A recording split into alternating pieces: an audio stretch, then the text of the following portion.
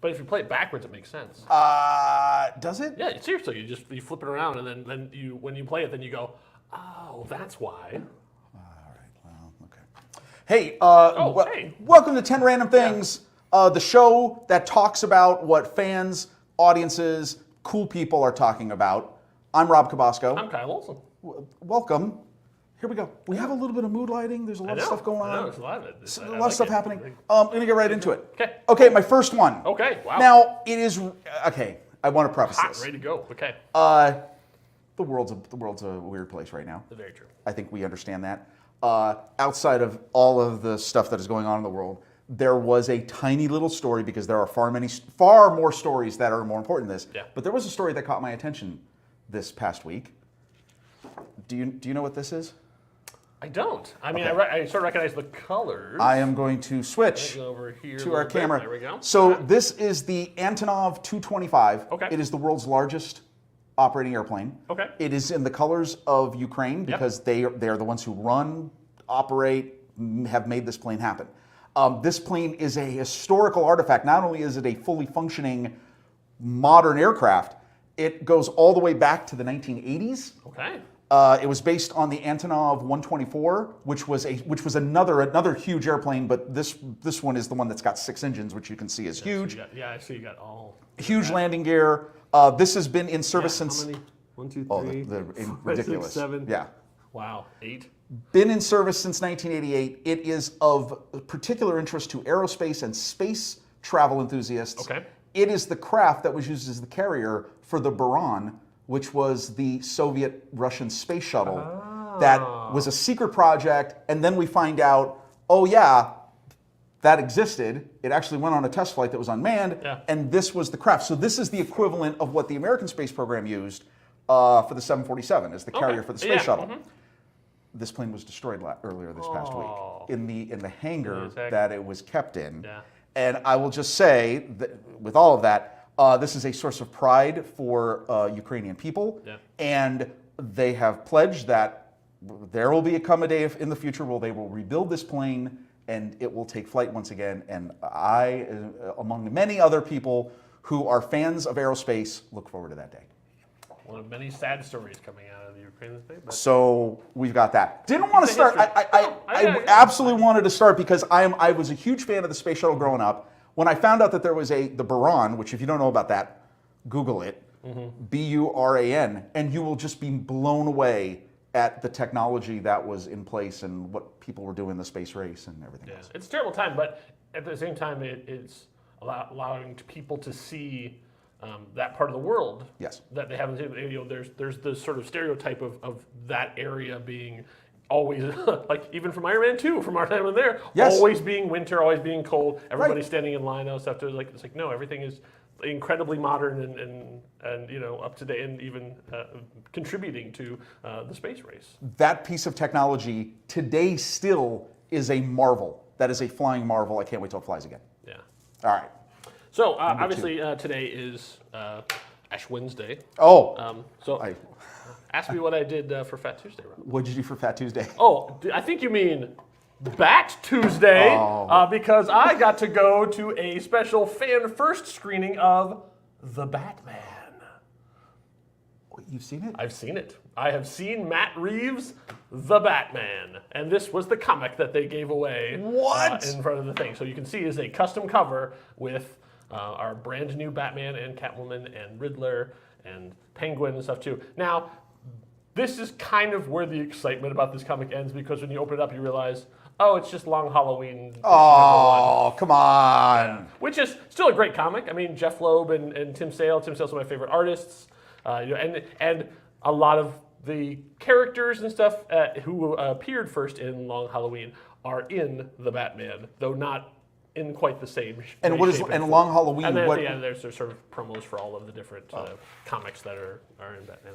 What's Long Halloween? How does that fit? Okay, Long Halloween was Jeff Loeb and Tim Sale. They sort of wanted to do a big Batman story that was in his sort of middle years. They wanted to tell the story of how it went from Batman fighting mobsters to fighting super criminals. So they basically, they're the first, so they did Long Halloween, they did Dark Victory. They sort of retconned Dark Victory to be Long Halloween 2, which is really stupid. Don't do that. But Long Halloween, the idea was that it's basically the mob still controls Gotham, and Batman's there, and the mob starts hiring essentially really colorful criminals to sort of do things, and then there's a serial killer going on, and so it's mob war, and then freak war, and there's, like I said, there's a serial killer named Holiday. That's why it's the Long Halloween, because every holiday he's killing someone, and so they have to figure out why and who it is, and so it's a murder mystery that goes on for, I think it's 13 issues, and then they've done spin-offs and sequels and stuff great, and Tim Sale's art is just spectacular. I've actually had a chance to meet him at yeah, there we go. There's a nice 2-page spread. I'm going to switch to that. Yeah, I met him at San Diego Comic-Con and got a sketch from him. He was super cool, and I met Jeff Loeb and got to meet him too. He was of course head of Marvel Television for a long time too. But before that, he was a comic book writer, just like all the rest of them. So Long Halloween is still a fantastic comic, and there are a lot of things in this that loosely sort of connect to the Batman, but the Batman, the movie itself is its own story. They just pull a lot of these things in a nice way. As I was going through this, can I just point to this series of panels where the guy is coming out from the smoke? Yeah, and would think Carmine Falcone. How do you show that? How do you show somebody coming out of the smoke? Yeah. But how his scars come out.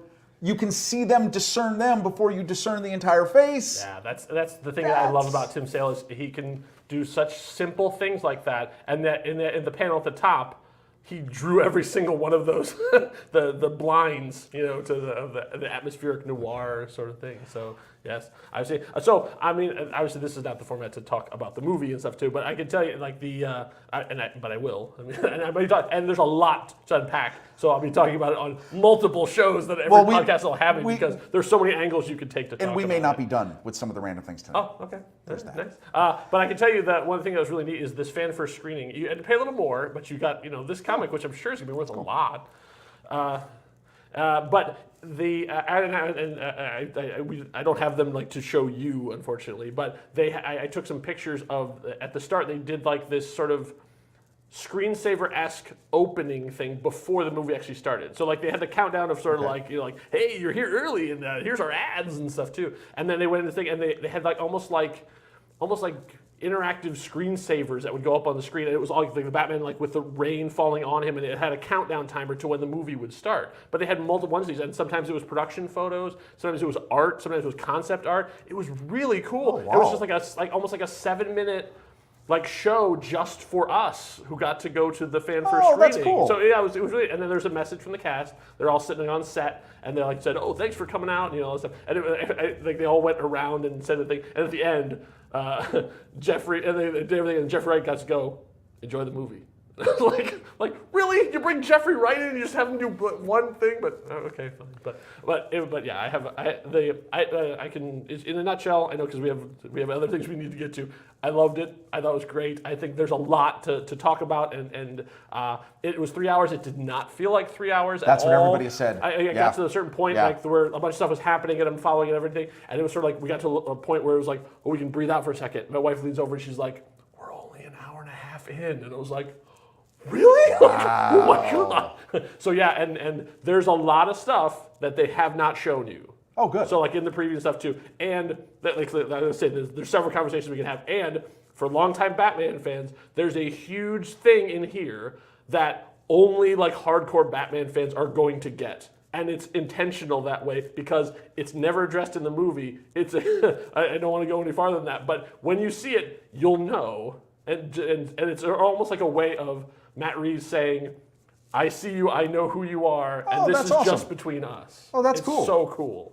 So yeah, The Batman, check it out in theaters. It's really, really good. Obviously, right now I'm saying don't go see it at AMC because for some reason AMC is charging you more to see The Batman than any other movie. You can see it cheaper at any other theater chain. So why would you go to AMC? Why are you doing that, AMC? Because we're at that stage of the return to I movies. guess so. So, harkens, y'all. Oh, or whatever. Yeah. Whatever your movie place is. Whatever your local theater chain is. Wait, really? And it's I don't know what's going on with that. So yeah, check the news. Maybe by the time you see this, maybe they'll have fixed that. But we're going to talk more about it. Hopefully they'll get that fixed. All right, so here we go. On to yours. So I have this book that I would like to talk about. Okay. It is before Wikipedia. I'm so excited. I'm so excited by seeing this. Before Wikipedia. Yeah. We had these. Yes. These little fan tomes. I have many of these. Because at the time in like the late '90s and stuff too, they started doing a bunch of these. I have a ton of Buffy ones. Yeah. Yeah. And this is great. I didn't know they ever did one for Buffy. And this is heavy content. Oh boy, it sure is. This is a beloved series of my youth. Yep. Buck Rogers in the 25th Century, Gil Gerard, Aaron Gray. Yep. It was only 2 seasons. Yeah. Oh, really? And, wow, and, it feels and like no it was one longer. and no one ever talks about the second season because it's just the first season. It's one of the greatest one-season wonder movies ever. Why do I bring this up? Why do you bring this Because up? this show is so important to pop culture. It is so important to the world today that did you know an entire entertainment conglomerate has just recently opened an entire hotel experience that is based on this show. Really? Where? It's called the Star Cruiser. Oh. Thank you, Disney. Thank you for showing off your Buck Rogers. So wait a minute. But I gotta say, I will also say before we move and pivot, I have met Gil Gerard and I have met Aaron Gray, and they were both super nice and kind. And like you hope by the time you meet them, like they're already getting up there. They're not famous as much anymore, so like they're at a convention and stuff too. But they could not have been kinder and more generous and stuff too. And Aaron Gray was very gracious when I told her she was my first TV crush. She was and still looks fantastic. By the way. She let me just say this. Yeah. She was every boy's teenage or first crush. Yeah. That period. Okay, so why do I bring this up? I mean, this show is wonderful. Check out clips on YouTube. You can figure that out. Okay, it's so 80s-tastic. Well, and here's the issue. Yeah. So the Halcyon, which is the Disney's Disney World resort experience, the Star Cruiser, it is a 2-day, maybe a 2.5 day, 2 1/3 day, 2-night experience, all inclusive. Yes, it is tons of money. They did the first initial ones out. You can go to any of the travel guides, look up Disney Star Cruiser, Star Wars Star Cruiser, you will find a ton of stuff. Everyone posted all of their incredible videos of this. Some of it is good. I'm not going to say there is the scene. This is not any spoilers because they've already talked about this. There is a visual story experience where the character of Rey enters the scene and ignites her lightsaber and proceeds to enter into a full-blown lightsaber battle. And it's spectacular. Okay. That technology, however they've worked it out, it is absolutely amazing. There is some sleight of hand trickery, but I digress. Well, that's Disney. Here's the deal. Yeah. Everything else you see, other than there is an excursion to Galaxy's Edge, which is in the Disney Hollywood Studios. It's different than Disneyland on the West Coast. Yeah. You're still in Batuu. You're just in a different bit. It looks like it all came from this. And I'm not trying to. I'm excited. Will we do it someday? Probably not. No, someday. No. Someday we'll do it. Well, you think the price will drop on it? I don't know. Or is just us slightly saying it's not living up to the hype going to eliminate us from being invited as media? No, we're not. Are we media? No. I don't think we're media yet. No, listen. I think this looks interesting. Again, you'll watch it, you can decide. I just think that here's the suggestion I would make. Okay. They made this fictional Star Cruiser, like a cruise line. Imagine if a cruise line existed in the universe of Star Wars, and all that would imply. Maybe what they should have done is maybe just make a Star Destroyer.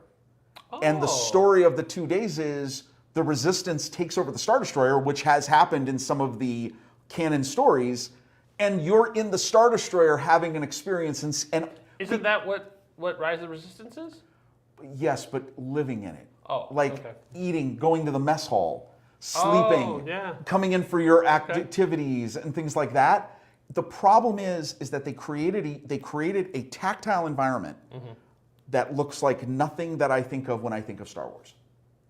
And that I wish that were different. But guess what? You know where I'm going? This. I'm gonna go. Now would be funny if people showed up in like Buck Rogers cosplay and They have a Tweaky. Put a Tweaky in it. Beady. And we're Dr. Theopolis. You roll in with the Theopolis on. All right, anyway. I'd say that's actually one of the few Star Wars experiences where they allow you to dress up. Like they don't want you doing that too because they don't want you to be confused as one of their employees or whatever. All right. So there's more. Since we're talking about that, we're talking about the world of tomorrow. I have to talk about Futurama. Oh. So if you look close on there, you'll see there's an autograph on there because I got to meet David X. Cohen, co-creator of Futurama. And why is Futurama in the news? Because it's coming back, baby, and with everybody.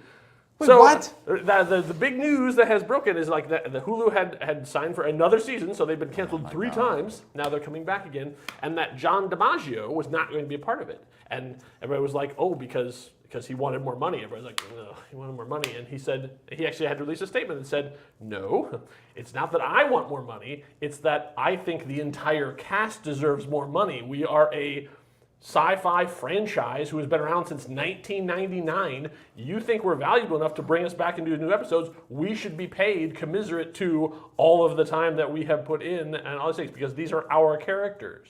And he's like, and until I feel like all the entire cast is valued, I'm not going to do any more recording for you. And so they said, fine, then we'll do it without you. And then they went, oh wait, we can't really do it without you. So they get back, and then I say a deal has been reached, and John DiMaggio is coming back. The entire cast is returning, and I hope that means that pay bumps for all of them because they deserve it.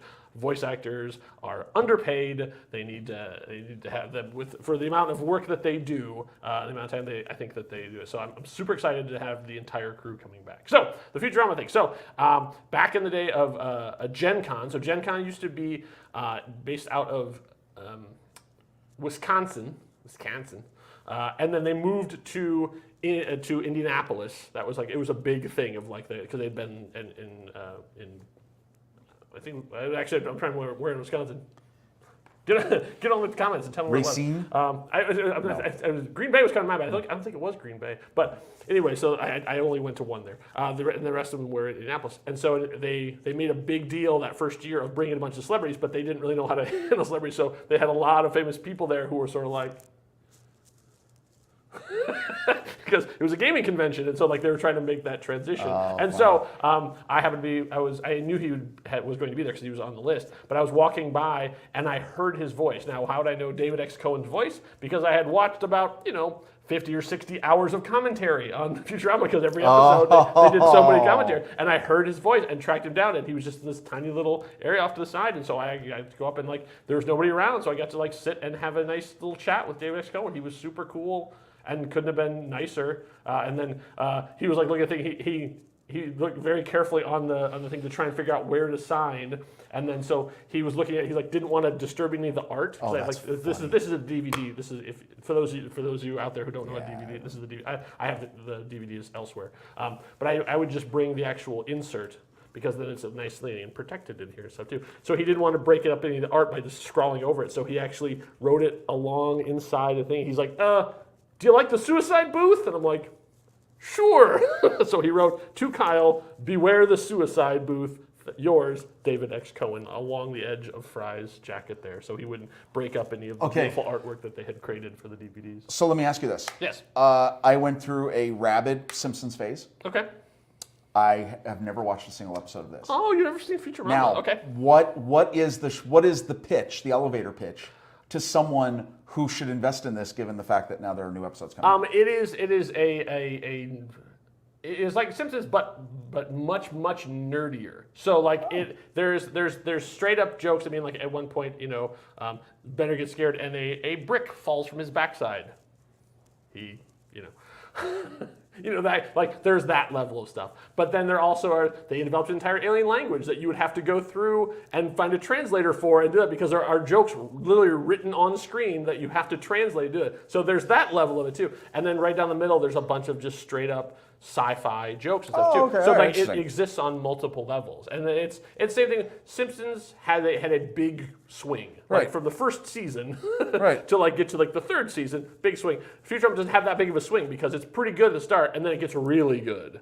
And is that because really good, really fast? And I think a lot of it is basically because of the cast. They gel so well that all these characters become really well developed and interesting very, very quickly. So are they just because of the interest in sci-fi? I mean, like yeah, it was that'd be at the time I think it was like Simpsons but sci-fi, and they're like, here's a check, Mr. Well, yeah, Rainey. no, exactly. So this is kind of like the Orville before the Orville, in terms of somebody. I would say so. Right? It's much sillier. Because like it goes much farther, but it is an incredibly well developed world, and the layers of jokes that they have on is just fantastic. And so yeah, I would say Futurama, you can just start with episode 1 and go from there because it's good right from the start. You don't need to jump way down late into it. But, all right. And they're coming back, so it's a good time to binge. All right, the conversation continues. I'm going to go to. We still have the thing cam, random cam. Yeah. I feel like I should say something before we open this. Maybe roses are red, violets are blue. Oh. Something old. Something new. Look at that! We got two times the Riddler. So if I'd have known you were doing this, I'd have brought in my Batman animated series Riddler. So we could have gone a lot, right? You know. So here we go. I have the original Frank Gorshin 1960s Batman figure, not McFarlane. That is that's the original. That's the Mattel? That's the Mattel one, I think, from like maybe 10 years ago. Wow, he's actually really posable for especially that time for Mattel. Super well done. I love the sculpting. It'll be this. If you're a fan of the original show, awesome. Yeah. And I have to admit, I have not seen the movie yet, but I was so intrigued by this costume design. That like. Yeah. Okay, now you don't have to give any spoilers away. I won't. But there's two things that I have a question about this.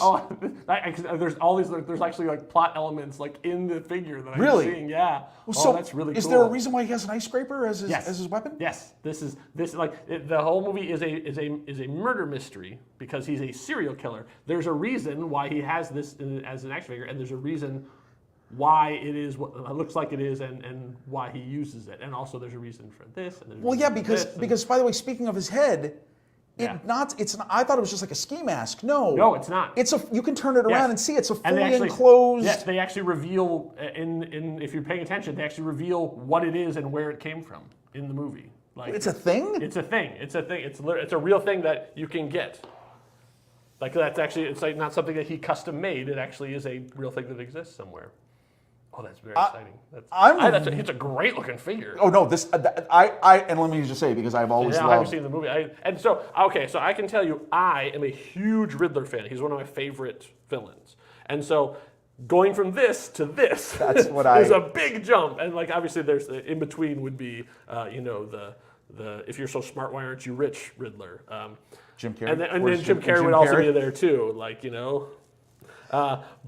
I as a Riddler fan, I'm good with this. Like at first time I was like, oh, you just made him into a serial killer, and it's like, oh no, actually when all is revealed, like so when you see what he has a grand plan and what he's doing, I was sort of like, okay, all right, I'm on board. And so by the end I was like, 100%.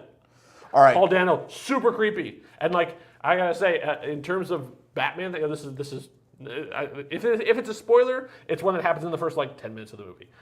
His reveal, the first time you see this, is one of the best Batman villain reveals of all time. Oh, well, that's not a spoiler. That's not a spoiler. That's the first something time to look forward to. This in the movie is so good. Matt Reeves, I think, has really elevated his filmmaking in this. Like I thought the Ape film stuff were great, but like he really went above and beyond with this one. Like the visual stuff he's doing in this is really pretty incredible. I am excited. And now I'm talking about the Batman again. No. Well, see, I knew. Well, we're not done, and we're not done. Oh, we're not done. But I gotta say, this intrigued me. Yeah. Incredibly. Yeah, and he's just such a great. He does such a great job. And another thing I'll say, I feel like I keep talking about that. I'm telling you, like I want nothing more than to talk about the Batman forever. But the thing people were complaining about in the preview, like that, oh, you can't understand, it's all so loud. No, it's not. It's like the sound on it. I'm very sensitive to sound in terms of like I want to be able to understand everything is really very good. And like what we see in the previews is way like messed up. Like they did some tweaking or whatever, because that scene where he Batman slams his hand on the glass and stuff, like it is very clear what he says in the movie. So like I don't know what it is they did in the sound mix for the trailer that made it, but like I can understand everything Batman said through the whole thing. Oh wow. So yeah, and he actually does some stuff with sound where like there's reasons why the sound gets really, really loud in certain scenes and really, really quiet in certain things where you're supposed to be overwhelmed by it, and yeah. All right, very cool. I should stop talking about that. No, we're not. There's more, but that's good. No, I'm glad. Guess what? I did not. I opted to. I knew this was going to be a busy week. Yeah. I have not gotten tickets yet, but I now, after hearing this, I'm gonna next weekend. I'm gonna absolutely. Yeah, it's a good show. All right, so switching. So, in this time of tumult, one of the things that I tend to do is like when things are going crazy, I end up going back to my sort of my comfort food movies and stuff too. So I don't obviously I went to see the Batman, but at home I don't tend to watch new things. I tend to go back to it. Now I'm not going way back in time, but I've been on a real kick of watching the things that I know that I really enjoy, and so I watched another one again. And that was a little film about the sandworms, Dune, and this is the book of the art and soul of Dune. Whoa! So this book is, I'm going to show you some of it. It's really good. It's so good that Hans Zimmer wrote an entire score for it. Wait, what? He loved the movie so much that he looked through the book and wrote more Dune music and released an album of the soundtrack of this book. Does it come? How do you get it? No, you can just buy it. It's on iTunes. Like you just buy it. Like I thought it would come in the book. I was like, oh, there's gonna be a CD, and like no, they don't do that anymore. But the art, like the art and soul of Dune soundtrack score. Yes. Like the more themes that like. I'm telling you, man. If Hans Zimmer doesn't win that Oscar, like there's no justice in the world, and also there's no justice in the world. Well. This is gorgeous. I think I love. There's Denis himself. But yeah, like I love concept art and stuff too. I love the design of this, and so just going in and being able to like actually linger over it for more than a couple seconds because the movie moves very quickly. Let me see if I can find something exciting. Or there we go. There's some nice concept art. So there's our boy Oscar Isaac. I'm not a big fan of the high collar, but what are you gonna do? But yeah. Oh, this is great. With lustrous beard. Look at that. Beard goals. Come on. Moon Knight there. Ooh, there's the Bene Gesserit. Oh, there we go. There's some spaceships. I mean, come on. Like, ooh, there we go. A guild. So this is really, wow, I mean, this is one of the more beautiful art of books I think I've seen. Yeah. Because the imagery is really... Yeah, and you can see there's a ton of information on it and stuff too. So if you didn't get enough from the book and stuff too, and you want to dig in on this, there's tons of great stuff. And I think concept artists are another one who are unsung. Oh, so wow. like having these books and being able to see, God, look at that. So that's a shot from the set. Come on. Wow. Oh, this is great. That's nuts. All right, yeah, it's gorgeous. Beautiful. Yeah. So the art and soul of Dune, and it comes in this. Okay, I love the slipcase, but I love the cover. Yeah, I know. Cover's actually really. You don't That's see fantastic. that much because it's hidden behind the thing in there, but yeah. Very nice. All right, we have I was inspired by the game we played a few weeks ago. And so we have another game to play. Oh, okay. I don't know how to explain this. All right. I'm going to open it up. I have... some dry erase. I don't know if we're going to use these again. I got these because I thought, oh, this is kind of cool. Okay. Let me lay these out on the thing cam, and we'll. All right, so we have 7. We got 95. We got 94. This is not hard because you'll definitely be able to. Put these. I can put these in order, no problem. You can put those in order. 94, 95, 97. Oh wait, we're missing a number. There's the number you're missing. Okay.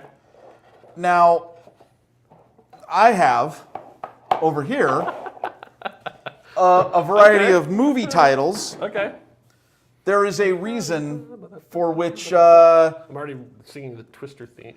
So I'm gonna throw these out. You have to align these up. Okay. In the order in which the movie came out.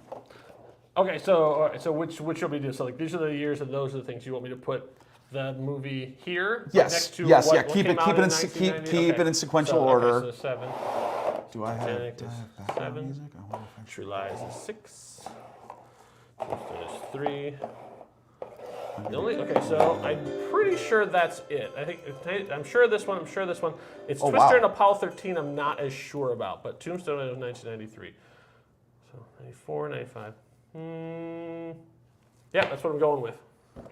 Ooh, was I close? Interesting. You're very close. Okay. You made the same error that I made when I first realized this. So so Titanic, you have correct at 97. Yep. I'm going to say Tombstone at 93. You have correct. Oh, the rest of them I got wrong. Yeah. Oh wow. Okay. So True Lies came out earlier, and I feel like they're in. This is the order of release. But I have them. I have one wrong, so like it moves somewhere. Right. So these three just move. Okay. So you just try and get the. Yeah. Okay. So. Boy, I thought. Okay. 94. What comes right after Tombstone? Well, we'll keep the. Wait, this is like. Oh, I just realized why. I just realized why you picked these 5 movies. Oh, I hope. Well, that is the other question, right? Okay. Good. Yeah. All right. How about? Okay. So, wait. Then it has to be something else. Has to be. You got one right. You got one right. I got one right. He wouldn't have gone back to back with. He needed some time. So True Lies would have been spaced out further away from Titanic. Oh. Do you want me to Yeah. Okay. Twister's 96. Oh, okay. All right. True Lies pushed 94. That so makes more sense. Tombstone 93, right? That's 4 years before, or 3 years before Titanic, because he would have needed that much time to. I want you to. This came up in my Facebook feed over the weekend. Tombstone, True Lies, Apollo 13, Twister, Titanic. Yeah. What do these movies have in common? Bill Paxton. And it was, sadly, we have missed him now for 5 years since he passed away on February 25th, 2017. Yeah. When I saw that, love Bill Paxton. I love Bill Paxton. You go to Aliens, yes, in the 80s, Actually, right? I would say any like he's one of the rare people who like he was better. Any movie that he's in becomes better because he's in it. He's great in everything he does. Absolutely. When I saw this posted, even as a director. All the above. Yeah. When I saw this and I saw this list and I went, wait a minute. That is a hell of a run. That is one of the greatest non-franchise 5-year runs ever. Yeah. I mean, even for on. on paper, he's as sort of just like a middle-aged white dude essentially. Like to go from every single one of these was a completely different. Yes. thing. It wasn't even a Western. Like, you can say that for even Will Smith being Will Smith. For a certain period, he was just Will Smithing for a while, and we were fine with that. Sure. Like as a persona actor, he's fine, but like 5 completely different, 5 different variations on the middle-aged white guy, and he made about every single one. This is outrageous. Love. Man, is he missed? Yeah. I just go watch a Bill Paxton movie. I was just talking with someone about Frailty, which was a movie that he was in and directed, and it's a lost gem. So if you have not seen, that's great. And just thinking about these 5 movies makes me happy. Like, those 5 great movies. Yeah, I say like we were talking, off camera about like movie trivia and like I'm not great with the years. Like, I never am. And I say like I got like 2 other things. Like I knew those 2. I'm like 97. Well, 97. Big year. That was a big year. Everyone. And 93 was when I graduated high school. And yes. So Tombstone, I had a Tombstone poster on my wall. Like I bought Tombstone in pretty much every format they've ever released it in. When they put the 4K out, I'll probably buy that too. Love that movie. I did. I got really weird with True Lies and Twister. Yeah. And wondering what was going on there. I remember where Apollo 13 landed, so that was kept pushing it, sort of one way or the other. All right. So there's an artifact in here. Something I think that we share. Actually, I think you have one of these as well. Okay. We've talked about it on various things, but it has never been seen before. This was nice about having a video format like this, is that we get to actually show off what we talked about, because we both met the same famous person at approximately the same time in different parts of the country and walked away with a souvenir that looks, I think, remarkably the same. Oh my God. That's right. It's John Delancey. This is as Q, because he's making his return now, like right now, instead of watching this, you could be watching him returning as Q on Picard, because the first episode of Picard dropped today on Paramount Plus. And so both Rob and I met him probably on this same tour.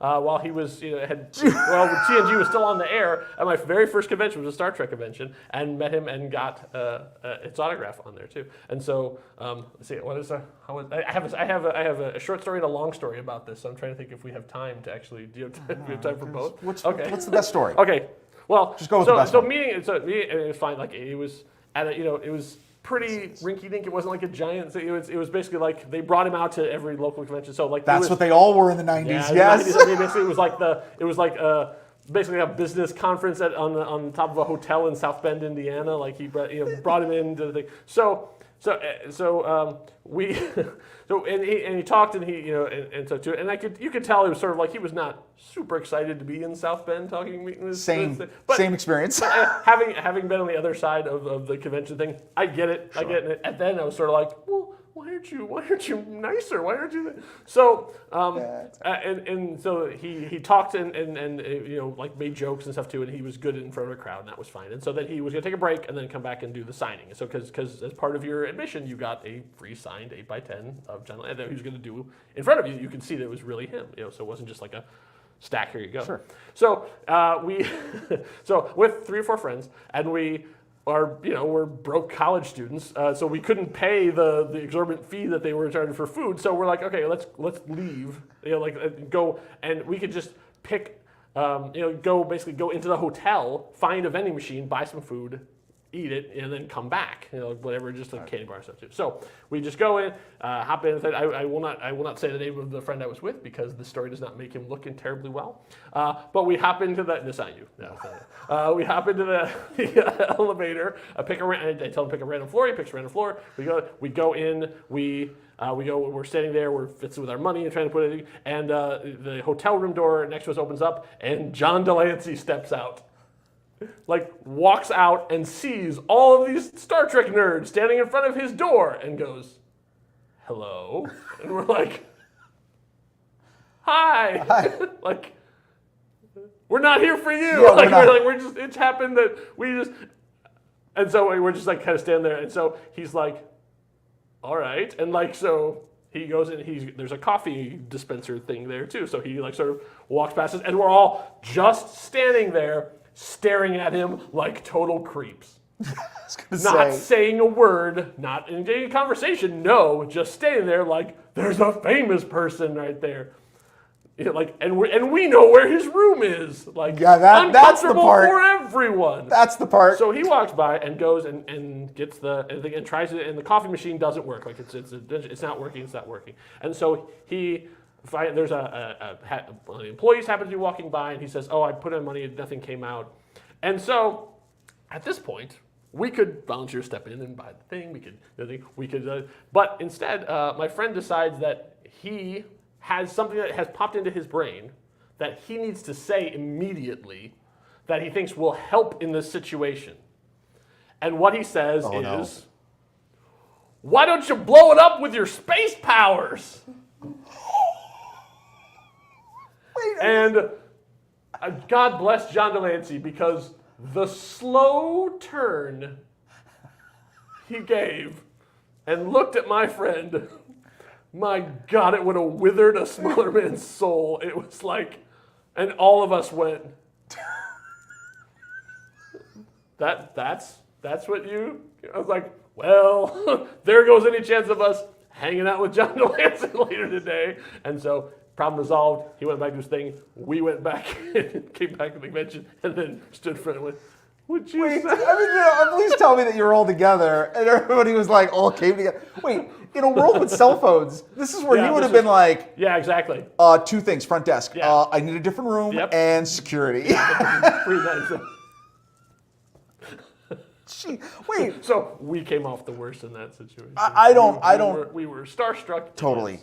I have no issues. I get it. Like, when I saw him, it was like in the mid-90s. It was like at the place the Phoenix Suns used to play, Memorial Coliseum. Okay. They had it was a rinky-dink Star Trek convention. Yeah. Because Star Trek at that point was mid-90s. one television Wait, show. early 90s, and Star Wars was barely barely making its Right. comeback. That was during the dark times. Yes, people don't know it was real. Yeah. So I just have a great photo of him, like yeah, I'm doing this, and I was like, it's cool. I'm excited to see you. That's awesome. Yeah. So if you want to see him now, obviously I have not done a very good job of keeping it nice and intact, but still have it. All right. I can't believe this is it. This is my final. Oh boy. Okay, this is big. We are breaking new ground here at 10 Random Things. Okay. Before I open this up, I'm gonna put it right here. Yep. We have a new feature on the show. Oh, okay. It is called the Overhyped Product Intro. Oh. And I've not seen this yet. So I'm gonna roll. Let's watch it together. I'm gonna roll the footage.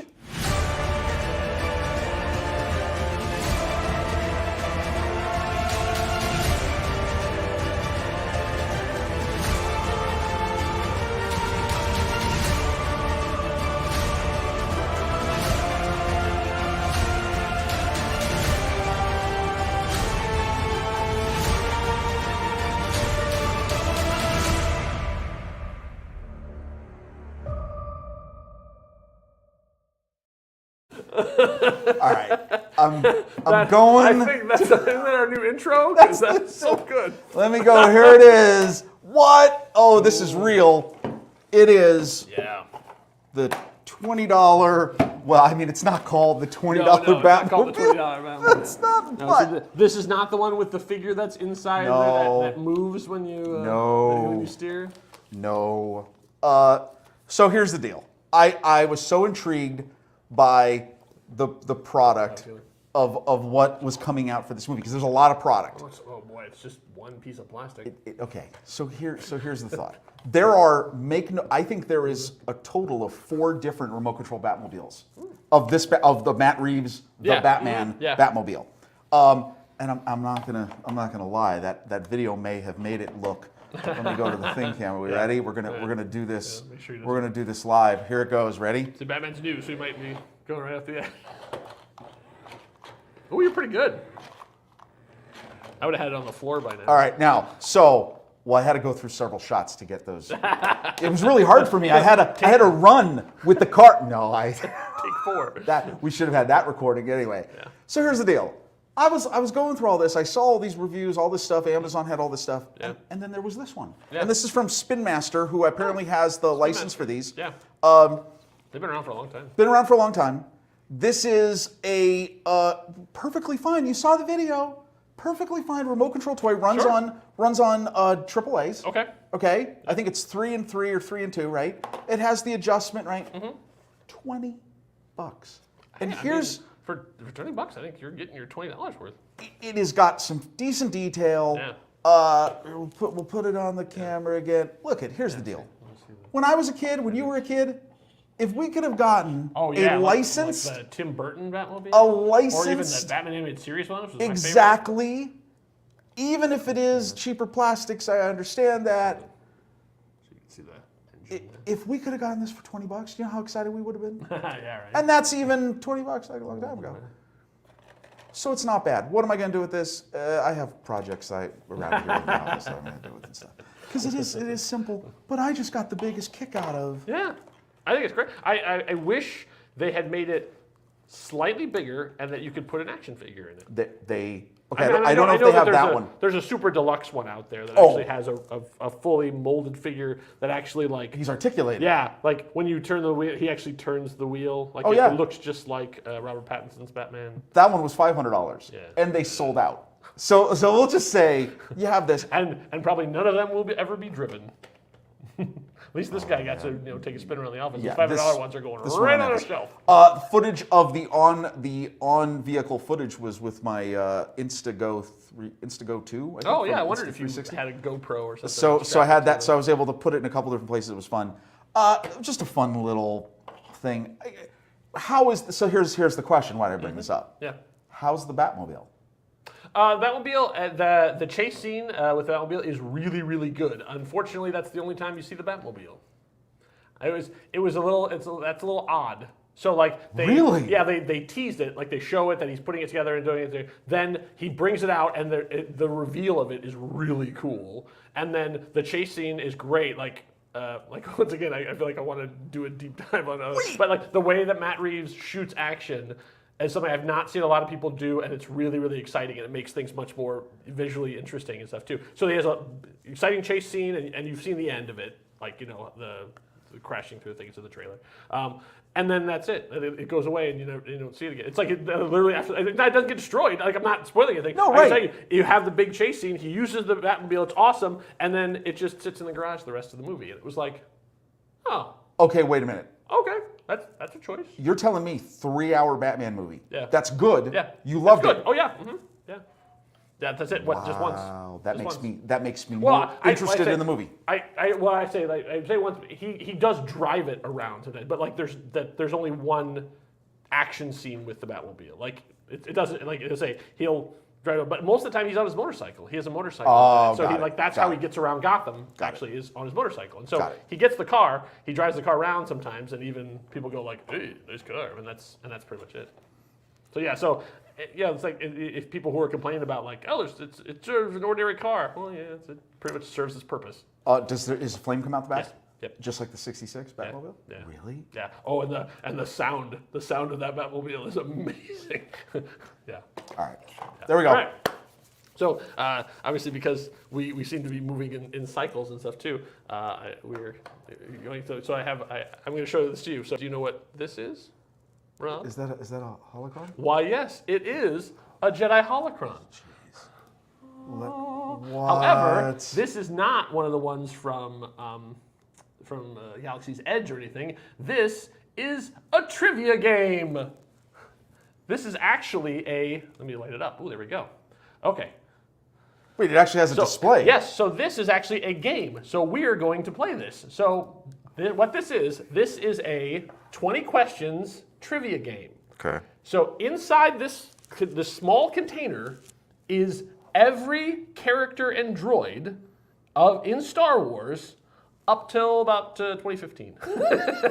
So nothing. There's no Mandalorian, and there's nothing in the sequel trilogy. So basically, anything from the first 6 movies, or the Clone Wars animated series, or anything. Actually, I think even some of like the books and stuff too are all within here. So the thing is, you, Rob, at this point need to think of a Star Wars character, and then I will ask you the questions it's asking me on here, and you basically say yes or no, and within 20 questions, this Jedi holocron is going to guess what Star Wars character you are thinking of. Wait. Any Star Wars characters in any of the movies. Let's just because I don't want to get into a weird Joris Sabaeith thing. Let's say pick a character.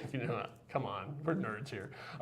Pick a character from one of the 6 movies. Any character. Any character that is named, or any droid that is named in episodes 1 through 6.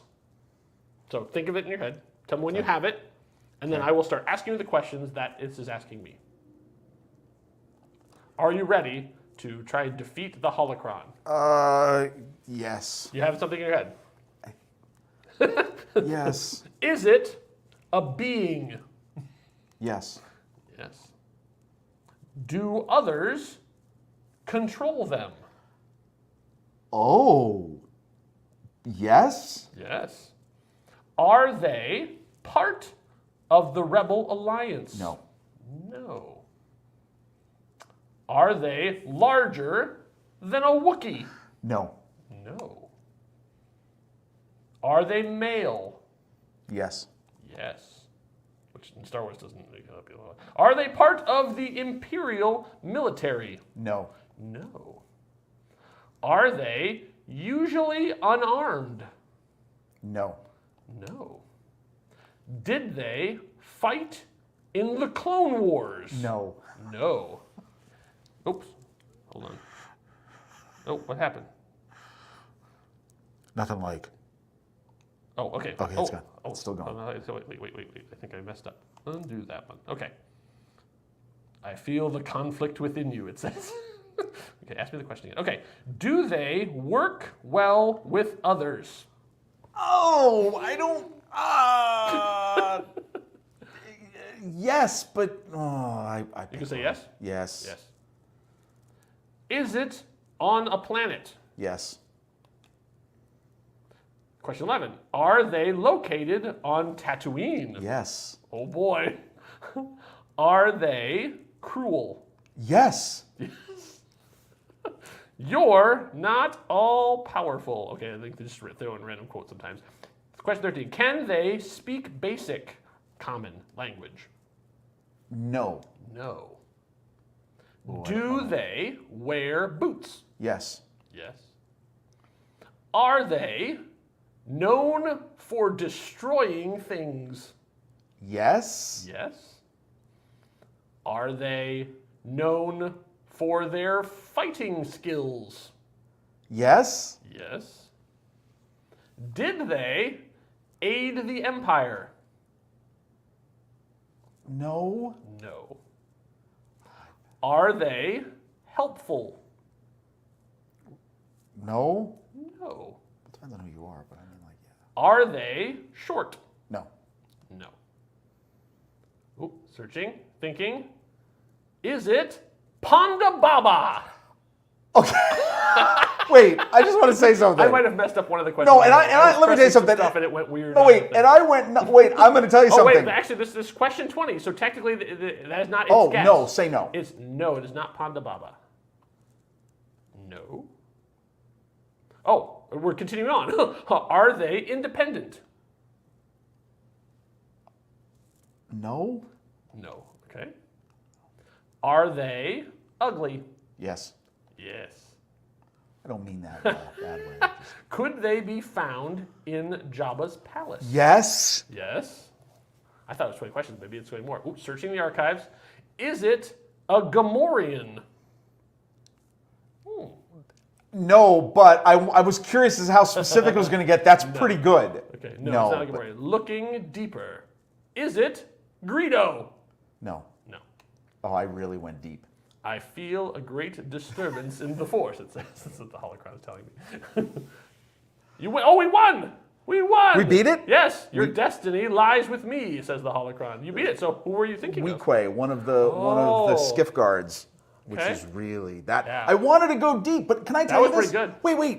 We got pretty darn close. Hold I mean, on. We got to Jabba's palace. When it said Right? it's on Tatooine, I'm like, I know, it's sort of like what? Are you going for a monoman? Like well, no, because he would have been bigger than a Wookiee. Yeah, true. Come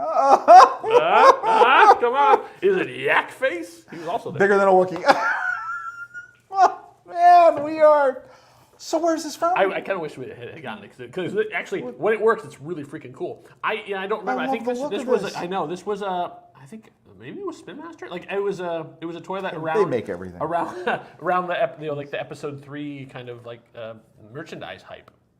I had to look it up to see like what it was. I think it came out around 2015 Nicely or so. made though. I mean, It nice is. I mean, it looks translucent plastic. Explain it, like it's. I put fresh batteries in it, so like it's actually glowing blue and stuff too. And like I almost show you. Can you put it right off the thing cam there, so you can see? You're probably not gonna be able to see the. Oh, I went to sleep here. Come on, wake up. Come on, buddy. There you go. There you go. So see, that's what the screen looks like. So it actually has and it scrolls. So that's what I was seeing on there. So. Okay, that's awesome. Yeah. So. Yeah, do you want to play a kid? What? So you wanted to ask me? I'm gonna look at this. I'm gonna think about it. This is okay. It's pretty good. Like I've tried a couple times. And it's actually gotten like I was sort of like thinking of some pretty obscure characters in the thing, and it got there. So, I mean, like obviously, you beat it. So, but it's beaten me most of the times. As long as you stay within those parameters, like you have to, you can't just be like it doesn't know who. Like all the sequel trilogy characters. Right. It doesn't know who Kylo Ren is. When you brought this out, I laughed because again, if you watch the videos from the Halcyon, the Star Cruiser, this shows up. Oh yeah, there's holocron there. In the in the Voyage, and it is very good. Played a big role in Rebels. And, yes. and in Fallen Order, which I was just talking about recently, because.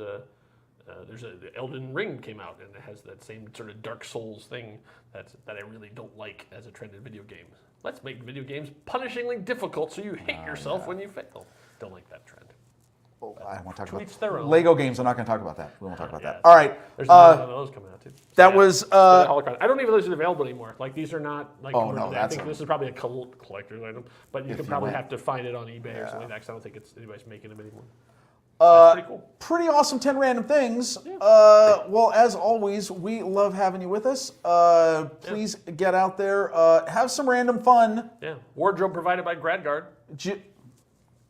GradGuard, who is the Protectors of College Life, That's right. who is our supporter slash silent partner. We'll talk more about that. Well, there's that too. Hey, thanks for joining us. Check us out online at 10randomthings.com. You can either spell it or number it. I don't care. It works either way. Thanks for watching. Take care.